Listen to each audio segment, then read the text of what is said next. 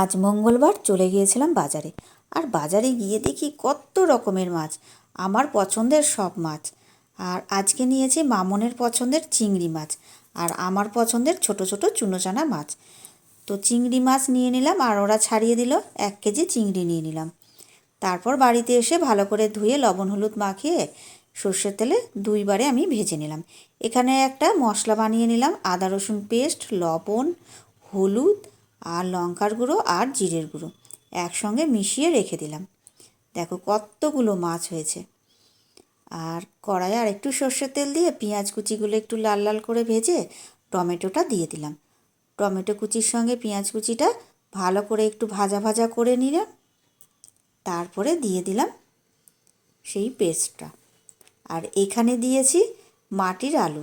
মাটির আলুটা সবাই বলছিল খেতে খুব ভালো লাগে, বিক্রিও হচ্ছিল খুব, আমি কিনে নিয়ে এলাম। তারপর ভালো করে কষিয়ে নিয়ে একটু ঢেকে দিলাম। মাটির আলুটা যখন হাফ সেদ্ধ হবে তখন চিংড়ি মাছটা দিয়ে দিলাম। তারপরে একটু ঢেকে দিলাম আর একটু স্বাদ মতো চিনি দিয়ে দিলাম। নামানোর আগে গরম মশলা আর ধনে পাতা দিয়ে নামিয়ে নিলাম চিংড়ি মাছটা। এইবার নিয়ে এসেছি চুনোচনা মাছ। ছোট ছোট মাছগুলোকে পেটটা গলিয়ে নিয়েছি আর একটু বড় যেগুলো সেগুলো বটি দিয়ে কেটে নিয়েছি। তারপর ভালো করে কেটে নিয়ে ছাড়িয়ে ছুড়িয়ে ভালো করে ধুয়ে একটু ভেজে নিলাম। এই মাছগুলো একসঙ্গে বসিয়ে দিলেই খেতে খুব ভালো লাগে, কিন্তু আমি একটু ভেজে নিয়েছিলাম। কড়াইয়ে আর একটু সর্ষের তেল দিয়ে দিলাম রসুন কুচি আর কালো জিরে আর পেঁয়াজ কুচি, টমেটো কুচি, লঙ্কা সব একসঙ্গে খুব ভালো করে আমি ভেজে নেব। আর এই মাছে আমি একটুও জল দেব না, দিলাম লবণ আর হলুদ আর কাঁচা লঙ্কায় দিয়েই এটা করব। খেতেও খুব ভালো লাগবে, একদম ঝরঝরে ভাজা করব।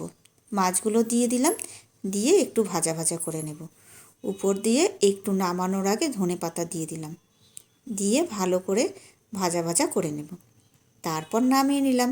কেমন লাগলো ভিডিওটা অবশ্যই জানিও।